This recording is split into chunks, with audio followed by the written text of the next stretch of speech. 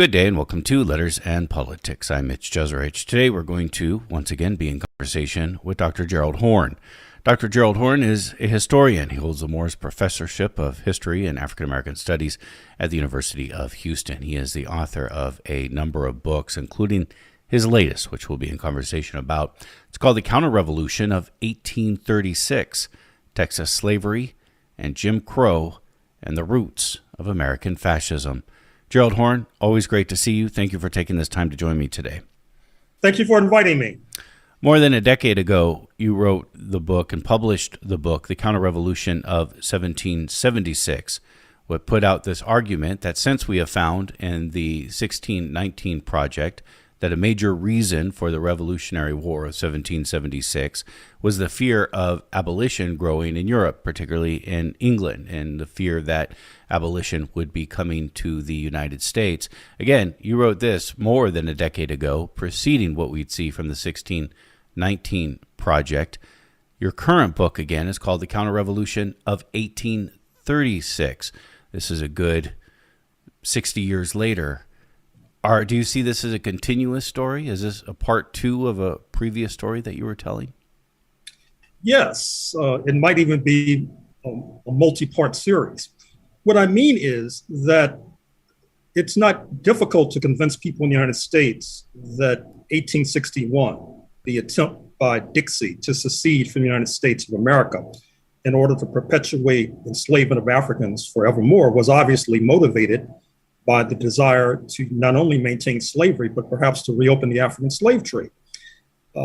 Those with a longer memory would not quibble with the argument that I put forward in my book on the 17th century, that the so-called Glorious Revolution in England of 1688 was driven in no small measure by the desire of the growing merchant class to elbow the monarch out of the way in terms of capturing the insanely lucrative African slave trade, where you could invest $1 and receive a 1,700% return. There are those today who would sell their firstborn for a 1,700% return, not to mention some African they did not know. And so by writing this book by about 1836 in Texas, and I think from preliminary results, that there is little dispute in the popular sense about associating the formation of the so-called Republic of Texas in 1836, an independent country, and then the state of Texas, which crawls into the Union in 1845. There's little dispute in the popular sense about associating this profound maneuver with the desire by Stephen F. Austin, Sam Houston, and the other freebooters who engineered this secession from Mexico. It was obviously driven not only by the desire to perpetuate slavery, but also to grab more land of the indigenous. And it was motivated and driven by the fact that in Mexico, which formerly controlled Tejas or Texas, you had the abolition of slavery in the years preceding 1836, executed by a president of African descent, speaking of Vicente Guerrero. And it's fair to say that many in popular audiences, given Texas's reactionary or retrograde politics today, they feel that there must have been something wrong at the root with regard to Texas. And so by writing this book about 1836, I'm trying to, through the back door, revisit the argument about 1776, which, as your opening comment suggested, was deemed to be overly controversial in certain quarters. Certainly, the 1776 thesis that led to the 1776 commission of President Donald J. Trump. It led to a revolt against the 1619 Project by many mainstream historians. It led to legislation in many states seeking to circumscribe, if not invalidate, the 1619 Project. And so by writing about 1836, I'm trying to provide a cushion for the acceptance of the 1776 thesis. You see a thread, I'm assuming here, in history connected to slavery, and the movement to end slavery, abolish slavery, and the counter-revolution is the reaction against that. And you go back to 1688. Again, this was called the Glorious Revolution in England. And it's interesting because isn't this the I don't know if it's a creation, but the assertion of a more forceful parliament. So in some ways, these are always sort of decked with democratic, a spirit of democracy, I guess. Well, it is. And it's true that 1688 led to the clipping of the wings of the monarch to what we see today with Queen Elizabeth and her family, which admittedly is one of the richest families on planet Earth, but certainly does not exercise the kind of political power that it exercised before 1688. And I should also say that these books that I've been writing about slavery also invoke the notion of revolution. That is to say, my book confronting Black Jacobins, the United States Haitian Revolution, the origins of the Dominican Republic, confronts the epical, profound Haitian Revolution, 1791 to 1804, a successful revolt of the enslaved. For those who consider themselves to be advocates of the working class, they should be in the forefront of saluting the Haitian Revolution, because this was a case of unpaid workers, that is to say, the enslaved, revolting and triumphing. And this sent a frisson of apprehension coursing down the spine of enslavers throughout the hemisphere. It led directly to Britain deciding to evacuate its role in the African slave trade in 1807, because the Haitian Revolution from its inception was tied umbilically to the cash cow of Jamaica, one of the most profitable sites of enrichment for London. And then, of course, that led inexorably to Britain moving to abolish slavery in 1833. This puts pressure, in a sense, on the United States and ultimately on Texas. As I suggested in my comment a moment ago, one of the reasons why Texas joins the Union in 1845 and abandons its role as an independent country was because it could not withstand abolitionist pressure from Haiti and London, not to mention abolitionists in the United States itself. Keep in mind that during its brief existence, 1836 to 1845, independent Texas was a leader in the African slave trade. The Lone Star flag could be found off the coast of Angola, Southwest Africa. It could be found off the coast of Brazil, the largest market for depositing African captives. It could be found off the coast of Cuba. In fact, the spectacular rise in the number of enslaved individuals between 1836 and 1845 has a lot to do with the role of independent Texas. I should also say that Texas also was a leader in another inglorious episode in the history of North America. I'm speaking of genocide against the indigenous population. One of the problems that Texas faced that was relatively unique in terms of enslaving states, that it bordered an abolitionist state that is Mexico. Florida, of course, had problems with Bahamas, but it was not hugging the border of Florida. Florida had problems with Haiti, but it was not hugging the border of Florida. The Carolinas had a problem with British-controlled Bermuda, but it was due east, separated by miles of water, miles of ocean.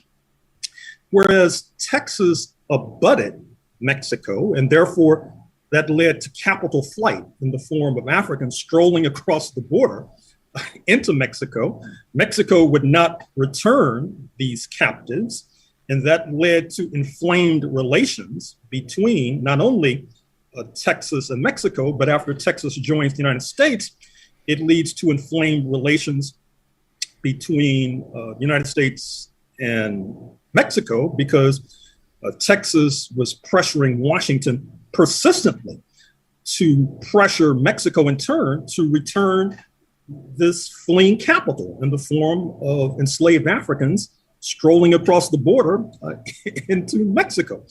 And then there's the problem that I foreshadowed in my opening remarks a few seconds ago, where I indicated that Texas was a premier leader in the bloody chapter of genocide against Native Americans.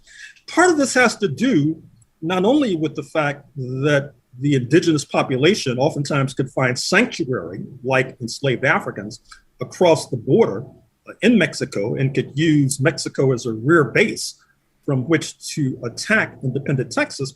And part of it has to do with the unavoidable fact that despite the militancy of many Native American groupings, the Lakota, and people oftentimes refer to as the Sioux, due north, and the Dakotas, not to mention the indigenous of the Northeast, it's probably fair to say that Texas's issue with the indigenous was more formidable than that faced by any other group of settlers. They had to face the Comanches, the Lords of the Plains, who had a justifiable reputation as being very fierce fighters. The Texans, settlers, had to face the Apaches to the west, who of course also had a base in New Mexico. And indeed, before New Mexico was swallowed by the United States as a result of the war against Mexico in 1846, the Apaches also had a rear base in New Mexico by which they could attack West Texas. Texas had to face the Caddo, C-A-D-D-O, who had an interlocking directorate with Black people. And so because of these formidable foes, it helps to generate a bloody response by the settlers. In fact, what's remarkable about Texas is that the liberals in Texas, the few amongst the settlers, thought that the indigenous should be placed on reservations. They were backed up in that notion by many in Washington. However, the hegemonic bloc amongst settlers, the real men with hair on their chests, thought that that was the solution of the wimp, the wuss, that instead of reservations, that liquidation was the preferred option. And they established mechanisms whereby that could be accomplished, including the formation of the Texas Rangers, which in its earliest iteration was probably little more than a death squad. And so this helps to create a very bloody culture in Texas, a bloody culture that exists to this very day. It helps to explain why Texas not only has been in the vanguard in terms of pursuing this very narrow interpretation of the Second Amendment, in terms of having open carry, like this is the Wild West in Tombstone, Arizona in the 1880s. It helps to explain why Texas has been in the vanguard of other reactionary projects, including the circumscribing of women's reproductive freedom. And as the subtitle of my book suggests, it also helps to explain why if, and I underline if, although there are some troubling signs, if the United States moves to fascism, Texas will inevitably be in the vanguard of yet another bloody process. Mexico abolishes slavery in 1829. This is a good 36 years before the end of the American Civil War. What's the importance, especially when it comes to the narrative that you're presenting here, what's the importance of Mexico abolishing slavery? Well, it's of maximum importance. It injects fear and anxiety and angst into the mainstream of settler culture. Keep in mind that probably the most valuable investment that the settlers had was their investment in the bodies of enslaved Africans. Keep in mind as well that as you had economic problems due east outside of Texas for example, the so-called Panic of 1837, which is fair to say was a kind of economic depression, not dissimilar from the economic depression in the United States of the 1930s, that you had the enslaver class moving en masse from Mississippi, from Louisiana, from points due east of Texas, with their property in tow into the Lone Star State. And so when there are stirrings, abolitionist stirrings in Mexico, and keep in mind as well that Mexico was allied diplomatically with Haiti. This stirred something close to hysteria amongst enslavers in Texas and in points due east.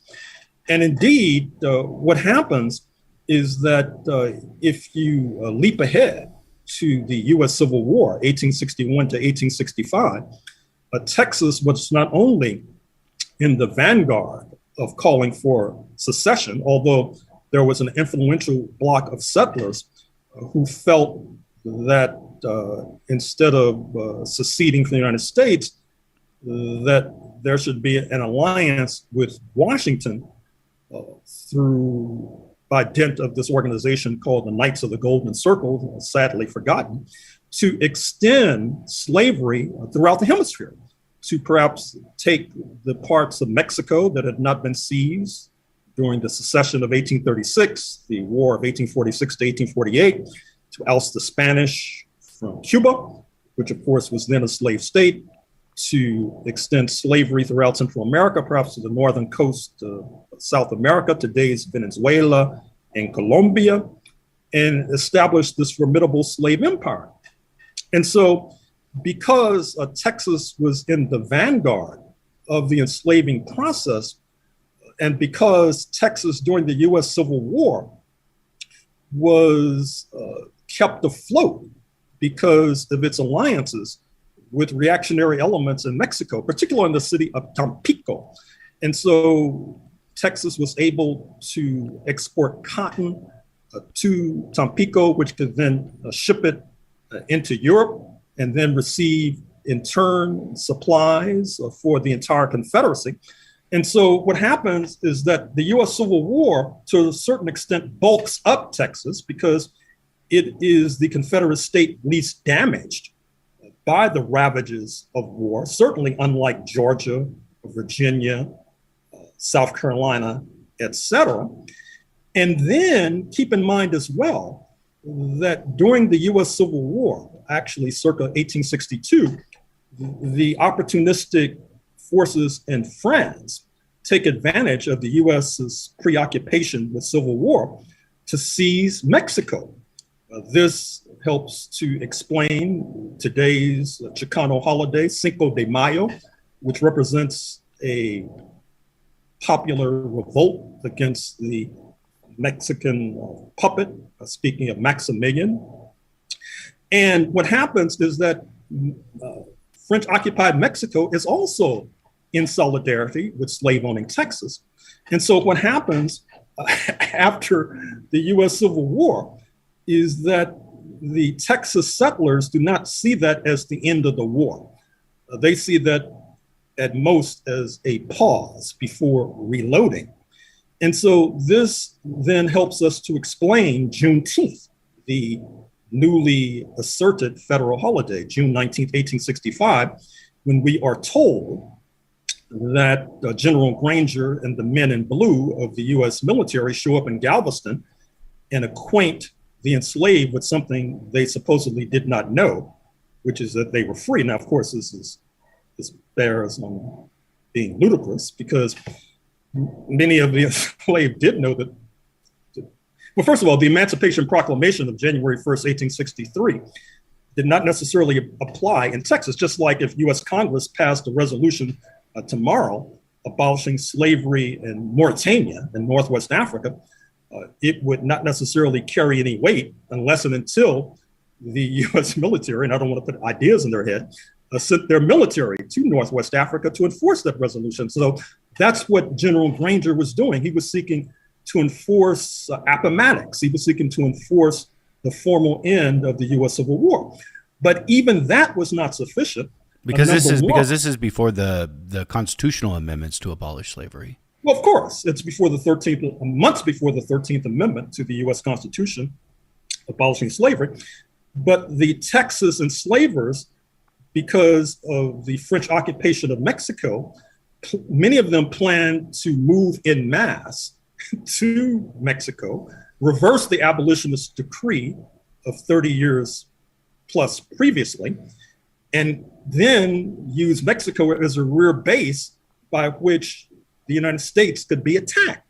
And that leads to what I consider to be the more authentic Juneteenth, which is June 19th, 1867, when the French puppet Maximilian is captured and slain, which leads to the rise of Benito Juarez, a legitimate hero, not only of Mexico, but I would say progressive forces in the hemisphere. An indigenous president. Absolutely. And that brings us closer to the idea that slavery would be abolished. Although, as you know, forms of slavery continue to persist in the United States in 2022. And of course, they continue to persist even after June 19th, 1867, as I detail in the book. And so this story about Texas and its rather fevered attachment to the enslavement of Africans is a story that I'm afraid to say has not concluded finally to this very day. I think when we talk about going back to 1836 and Texas declaring independence, I think usually when we refer to it, it's with the sense of they just declared their independence and that was that. Did they conduct their own war? Oh, absolutely. Not only did they conduct their own war, but it's important to keep in mind that this was not just a land grab of the Texas settlers led by Sam Houston and Stephen F. Austin and Davy Crockett and the Bowie brothers et al. They were assisted financially and militarily by forces of the United States of America, particularly in New Orleans. Indeed, one of the sub-themes of this book is the malignant role of France in this hemisphere. Now, I've already made reference to the seizure of Mexico in the 1860s, but France early on was a booster of the idea of Texas independence. And of course, there were French nationals in profusion in New Orleans. In New Orleans, in many ways, was the key city of what became the Confederacy, a key port, one of the richest cities in North America at that time, not least because New Orleans was the kind of Kmart of the African slave trade.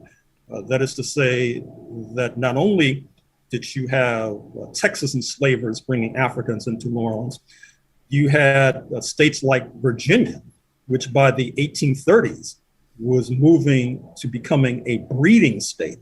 That is to say, breeding Africans to then export them to places like New Orleans. And then, as I pointed out a few years back on my book on Brazil, when Henry Wise, who was a Texas governor, becomes the US ambassador to Brazil in the 1840s, he ironically comes out against the African slave trade, not because he's progressive, because he wants Virginian breeder exporters to capture that market to Brazil, assisted, by the way, by his comrade, Matthew Fontaine Maury, whose statue was just dragged down in Richmond, and who, of course, was involved up to his neck in the escapades with Emperor Maximilian in Mexico in the 1860s in terms of trying to reinsert slavery in Texas.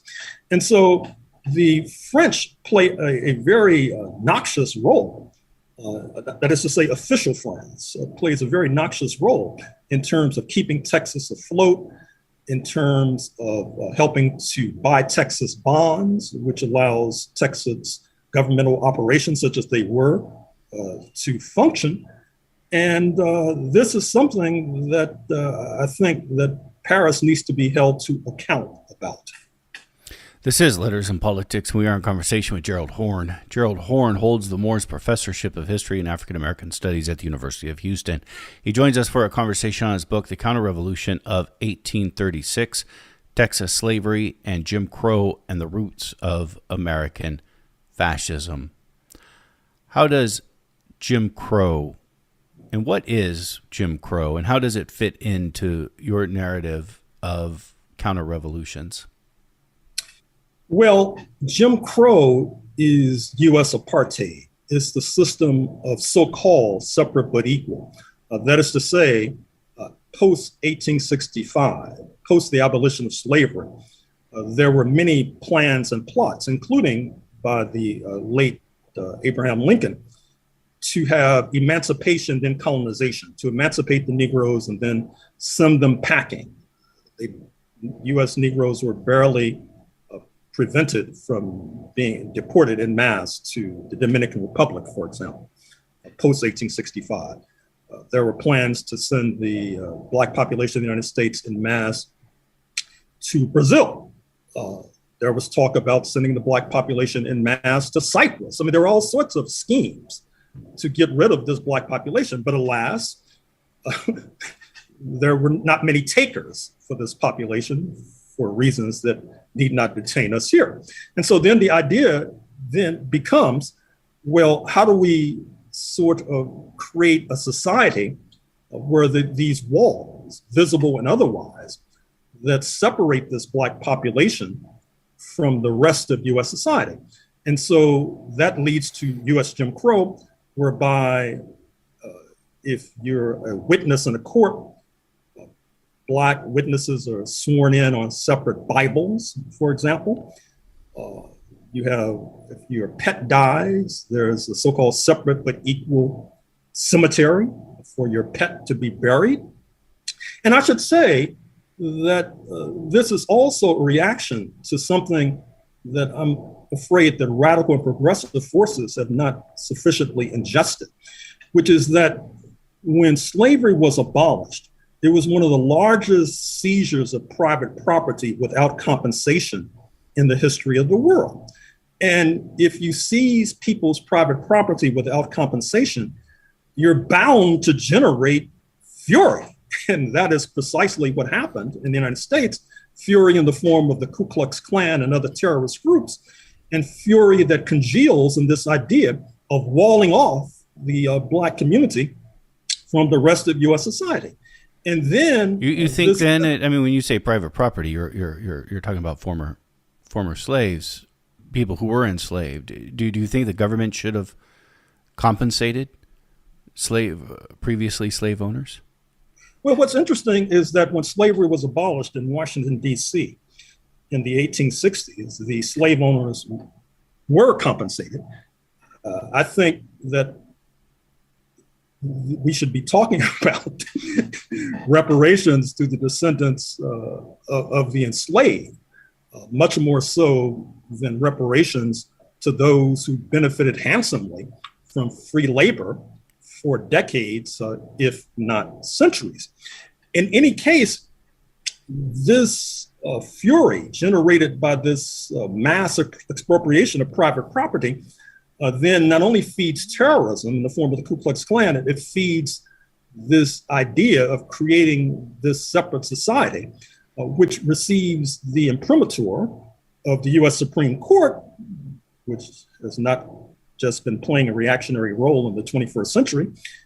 In the 1890s in Plessy versus Ferguson, it puts its imprimatur, its legal imprimatur on the constitutionality of separate but equal, not overturned until 1954, with Brown versus Board of Education in the midst of a Cold War, when the United States was under enormous pressure from the international community because of its ideological contestation with the then socialist camp led by the Soviet Union, and with national liberation movements percolating in Africa and the Caribbean in particular, and with these representatives of these movements coming to Washington, D.C. and being treated like US Negroes. And in fact, there was an idea that was floated by the State Department to give the diplomats from Africa and the Caribbean a button to put on their lapel so that they would not be mistaken for U.S. Negroes, and so that they could check into hotels and eat at restaurants without being harassed and persecuted. That did not gain altitude. But in any case, Jim Crow was a very powerful system, ideologically and otherwise. And I dare say that if my subtitle, The Roots of U.S. Fascism, somehow becomes a reality, which I'm struggling to make sure that it does not, I'm sure along with many in your audience. But if we are defeated, we will see a recrudescence of Jim Crow, except on steroids. In fact, we might see a system that mixes the worst elements of both slavery and Jim Crow. Speaking of Jim Crow, and is this, or I guess again, you might go back to 1776, but for sake of this conversation, the roots of fascism, is this similar to the argument that was made by W.B. Du Bois in Black Reconstruction about sort of the roots of American fascism coming from this Jim Crow era? Well, sure. And in fact, you've interviewed Claudio Sant of the University of Georgia, if not. Yes, we have. Yeah, about the 1830 Indian Removal Act. Yes, exactly. And in the final pages of that book, I think it's called The Unworthy Republic or something to that effect, he cites Adolf Hitler himself, who talks about how the genocide against Native Americans, the imposition of slavery, followed by Jim Crow, it according to Hitler, it's not altogether accurate. It hardly stirs controversy in the international community.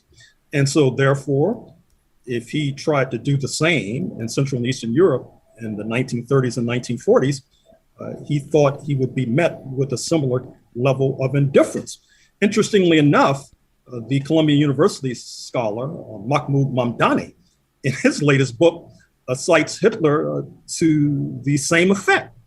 And of course, other scholars have pointed out that if you look at Southwest Africa, this nation now known as Namibia, formerly known as German Southwest Africa, you had a genocide perpetuated there in the first few years, the first decade or so of the 20th century, with those at the controls being many who wound up being at the controls when genocide was perpetrated in Central and Eastern Europe in the 1930s and 1940s. And their conclusion was that that barely led to a whimper, from their point of view, coming from the international community. And so I think that when there is an injustice that does not receive a mass outrage, which is what you could fairly say with regard to the increase in slavery in the United States post-1776, with the United States ousting Britain from leadership of the African slave trade, taking place as early as the 1790s with regard to the African slave trade to Cuba, as noted, taking place as early as the 1840s with regard to the largest market of all, the African slave trade to Brazil, and with many seeking not only to rationalize that horrific process, but in some ways to celebrate it, because supposedly this represents a great leap forward for humanity, I guess, because many people who had faced persecution in Europe found sanctuary in North America. Of course, you have to turn that card over and recognize that the price of that ticket was to be complicit in genocide against Native Americans. In fact, in Claudio Sant's book and in other books that have discussed the evacuation, the ouster of the Cherokees from the southeast quadrant of North America, today's Georgia, the Carolinas, et cetera. What's remarkable is that the Cherokees tried to assimilate. Many of them became Christians. They dressed like the settlers. They developed an alphabet for their language. In fact, I used their newspapers as a source for my Texas book. And they also enslaved Africans as well, which has continuing ramifications in 2022, I'm afraid to say. But they still had to go. They still were forced out of their homes. And in fact, I've described this process rather sarcastically and sardonically as a kind of roughhouse Airbnb, where European settlers show up at the homes and sometimes the mansions of Cherokee slave owners and force them at gunpoint to leave. And the European settlers move in and take their place. So when those sorts of terrible episodes occur and recur, and it does not necessarily lead to the kind of mass outrage it so richly deserves, I think it helps to inspire miscreants, as suggested by Claudio Sant, as suggested by Mahmoud Mamdani, and in fact, as suggested by W.E.B. Du Bois, that it only helps to inspire these miscreants across the waters. How does President Andrew Jackson, who is near the end of his tenure as president of the country in 1836, how does he play into this narrative of a counter-revolution that you write about? Well, Andrew Jackson, as you know, was a favorite U.S. president of one Donald J. Trump. He took his portrait out of mothballs and put it in a prominent place in the White House. Andrew Jackson had roots in Tennessee, where he was a slave owner. And in fact, Andrew Jackson was a comrade of Sam Houston, who also had roots in Tennessee. Sam Houston, of course, being one of the spearheads of the counter-revolution of 1836, the city that I am now located, Houston, Texas, took his name. And Andrew Jackson, initially, he was somewhat ambivalent about the secessionist movement, not because of anti-slavery, but because folks need to realize that the ambition of independent Texas was to be a challenger to the United States of America. Their ambition was not necessarily to crawl into the Union in 1845. And in fact, from its inception, independent Texas was trying to beat the United States in the race to the Pacific and take California, which would then serve as the beachhead for reaching across the Pacific into Hawaii, which the United States does in the 1890s, and then on to the lush market of China and India, et cetera. And I suggest in my book that one of the reasons why the United States puts its Bantustan, Indian territory, today's Oklahoma, on the northern border of Texas was in a way to keep the settlers in Texas busy, fighting disgruntled Cherokee, Choctaw, Seminoles, et cetera, who had been ousted from their land and deposited in the middle of North America in today's Oklahoma. And to a certain extent, that did tend to keep the Texas settlers preoccupied and did weaken the Texas Republic to the point where it did have to crawl into the Union. But as matters evolved, Andrew Jackson became a cheerleader for the accession of Texas into the United States of America, because, of course, by joining the United States of America, that meant that Texas could no longer be the kind of rival to Washington that it first envisioned. But as many US abolitionists said at the time, this was a kind of poison chalice when Texas entered the United States of America, because number one, I should say that there's some question about the legality of Texas entering the United States of America. That is to say, it entered by dint of a majority vote in Congress.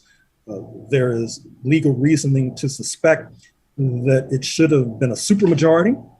So I guess if Texas moves to have its referendum next year, which the Republicans have promised on secession, they might rely upon that kind of legal argument. You're going to have a referendum on succession next year?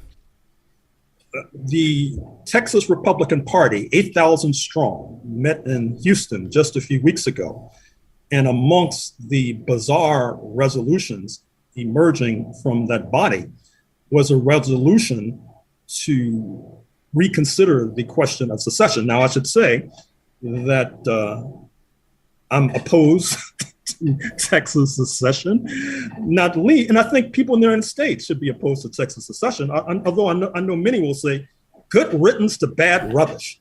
But I think that's a bit short-sighted, because if you look at history, Texas will immediately seek to round up a posse of the like-minded, including Bolsonaro, if he's able to fix the election in Brazil, the Paraguayans. They'll develop a reactionary bloc to challenge Washington.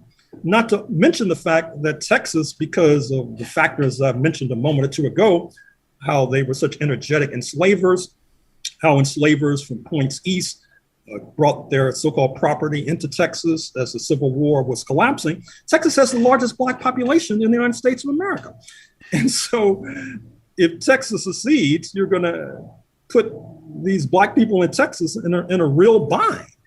And if Texas secedes, it'll probably be the laboratory for this unique form of U.S. fascism.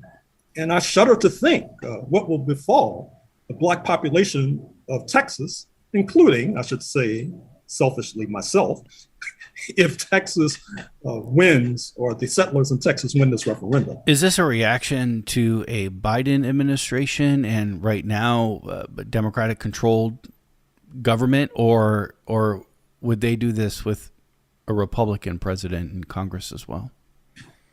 That's hard to say. As you know, this is Trump country out here. And if Mr. Trump prevails in 2024, I would speculate that the rush towards secession would slow down. So I do think that it's a response to having Democratic control of the White House, the Senate, and the House. As you know, the governor of Texas, Greg Abbott, has made a big deal about what he says is the Biden administration's reluctance, unwillingness to, quote, control the border, unquote. As you know, they have this latest maneuver whereby they put those who cross the border without proper authentication and papers in buses and send them to Washington, D.C., send them to New York, et cetera, which the authorities in Washington and New York are complaining about. So I would think that if the Republicans make a comeback in November, as many expect them to do, and a further comeback in November 2024, that the rush towards secession might be slowed. But I can't say that definitively because there are many other reasons why Texas may want to have secession, if I may. That is to say, if you look at your newspapers today, you'll see that there's a dispute between Mexico and the United States over Mexico's state control of the oil industry, which goes back to President Cardenas in the 1930s. And Texas oil men, who play an outsized role in the political economy of the state, might decide that they'd have a better chance of seizing the oil riches of Mexico if Texas were detached from the United States and would not have to observe international niceties. Just like Texas felt in the 19th century that the United States was laggard in terms of pressuring Mexico to return enslaved Africans in the thousands who had fled to freedom from Texas enslavement.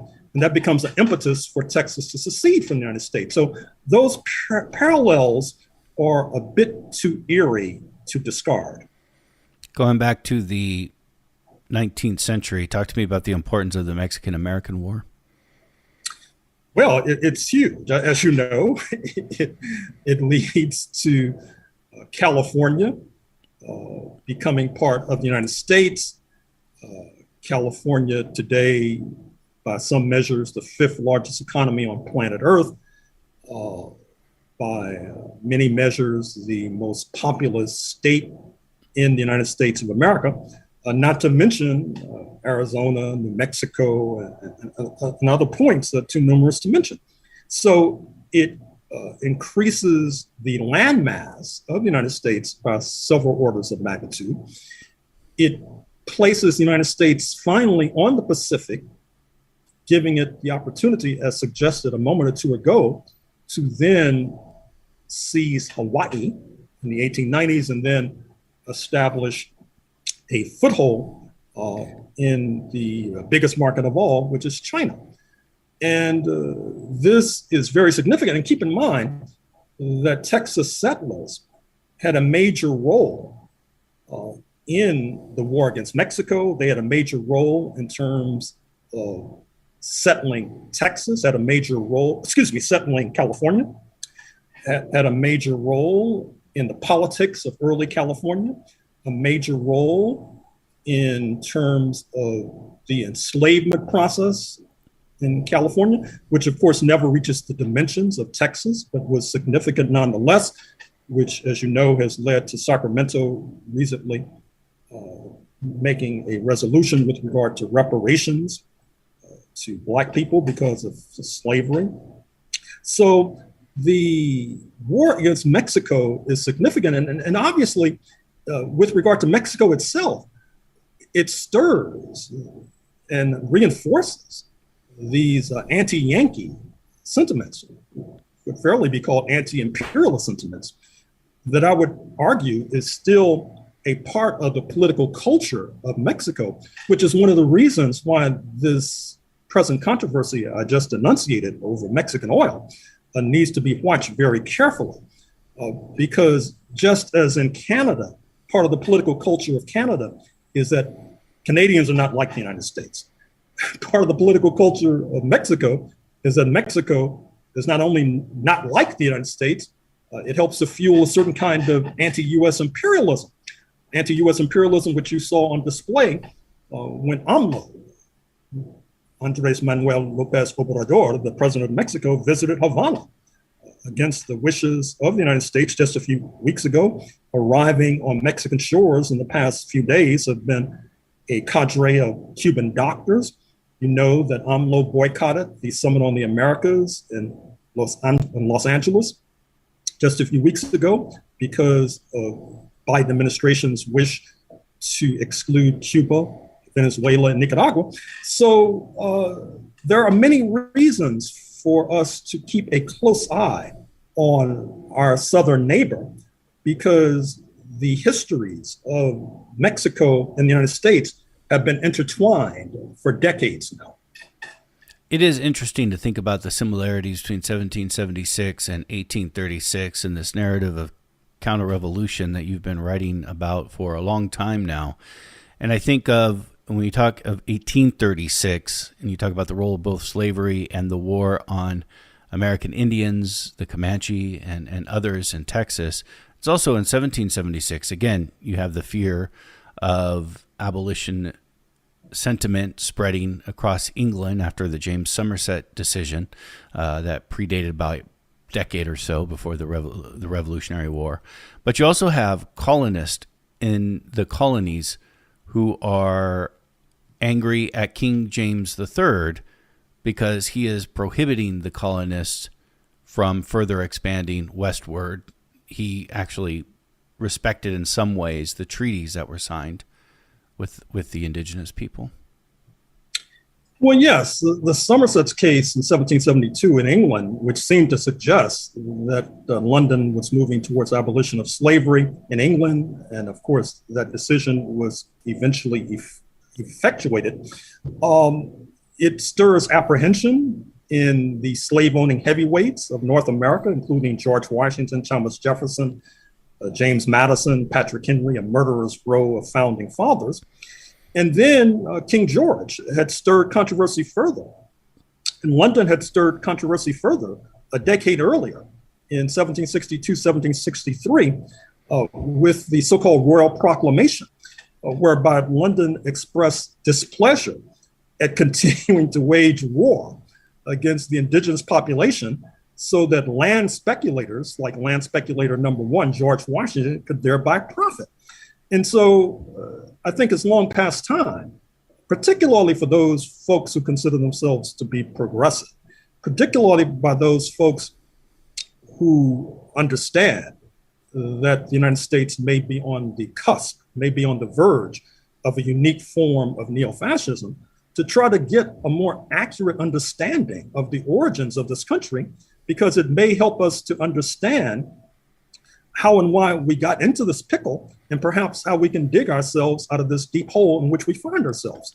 In other words, there were material factors that led to the breach with London in 1776, planned in labor in the first instance.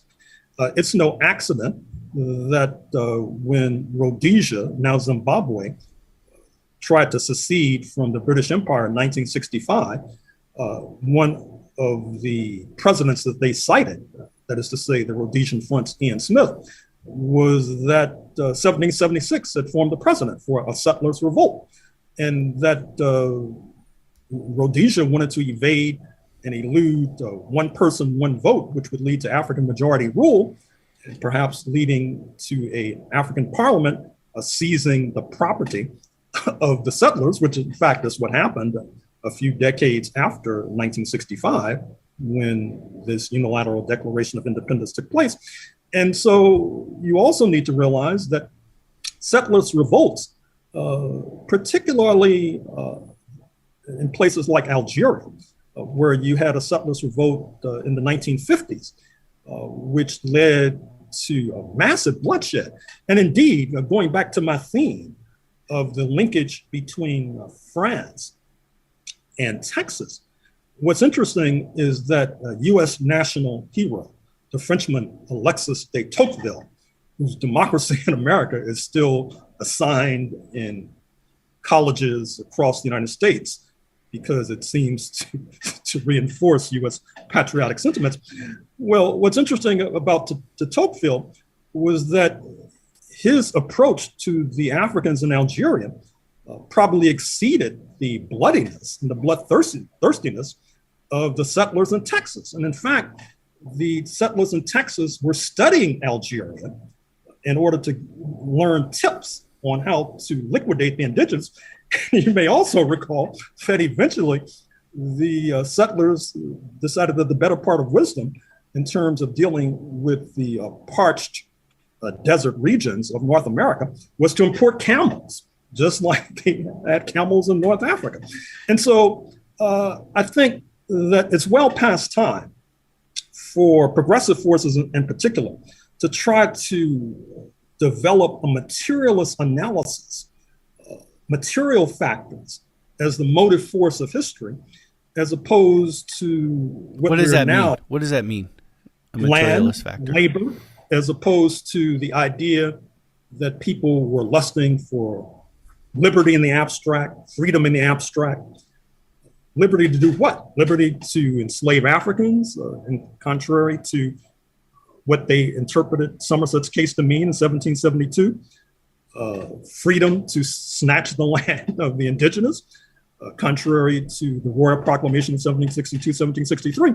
And so I think that where we are in the United States, as suggested, with Republicans perhaps on the verge of yet another victory in November, perhaps a larger victory in November 2024, with all of these newspaper headlines about, as you see in July 25th, 2022, New York Times on the front page, about law enforcement officers and sheriffs deciding not necessarily to follow the law with regard to voting. We've now devolved from states' rights to county rights, where sheriffs and counties say that they're the ultimate authority. Just like in the 1960s, you had Governor Wallace of Alabama saying that he was the ultimate authority in that sovereign state of Alabama and did not necessarily have to follow the rules as enunciated in Washington. So we're in a very dire and desperate situation here. And I think we could do worse than try to have a more accurate understanding of how we got here. Gerald Horne is the author of the book, The Counter-Revolution of 1836, Texas Slavery, Jim Crow, and the Roots of American Fascism. He holds the Morse Professorship of History and African American Studies at the University of Houston. Professor Horne, thank you. Thank you for inviting me.